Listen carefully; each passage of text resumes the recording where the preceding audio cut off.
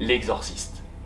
Sorti en 1973, il s'inspire du livre éponyme de William Peter Blatty et qui s'inspire lui-même de l'article sur Robbie Mannheim, qui a été possédé par un démon en 1949. La véritable histoire se passe à Mount Rainier, dans le Maryland. Robbie Mannheim, 14 ans, fils unique et un adolescent plutôt discret, introverti. Il grandit avec ses parents, sa grand-mère et sa tante Harriet, dont il est très proche et qui est médium et qui possède une table de Ouija. Voyant qu'il est très intéressé par ça, il décide de lui apprendre un peu les bases. Peu de temps après, sa tante décède et il se retrouve seul. Du coup, il lui vient ce qu'il pense être l'idée du siècle, communiquer avec sa tante grâce à la table de Ouija. Chose qui va lancer le début de l'horreur. Au début, on commence à entendre des bruits dans la maison. Des grattements aux portes, des gouttes d'eau qui coulent des robinets qui sont fermés. La famille pense à des rats ou des rongeurs et fait appel à un dératiseur. Mais il ne trouve rien. Plus les jours passent, plus les manifestations deviennent étranges. La cible n'est plus les objets, mais directement Robbie. Rapidement, il commence à avoir des comportements terrifiants en pleine nuit.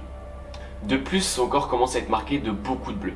Et suite à ça, la famille commence à s'inquiéter et il décide de faire appel à des médecins et à des psychologues, mais aucun n'arrive à poser un réel diagnostic sur lui.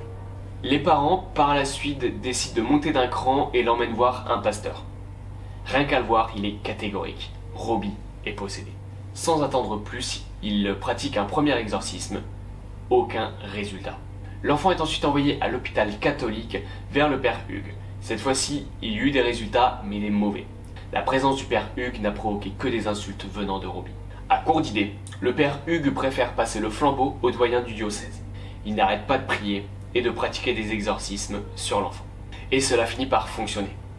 Et après plusieurs jours d'acharnement, Robbie se mit à crier « Satan, je suis Saint Michel et je vous ordonne de quitter mon corps !» Chose que fit instantanément l'entité. Une fois le démon chassé, Robbie et sa famille retrouvèrent une vie normale. Plus aucun signe d'événement paranormal.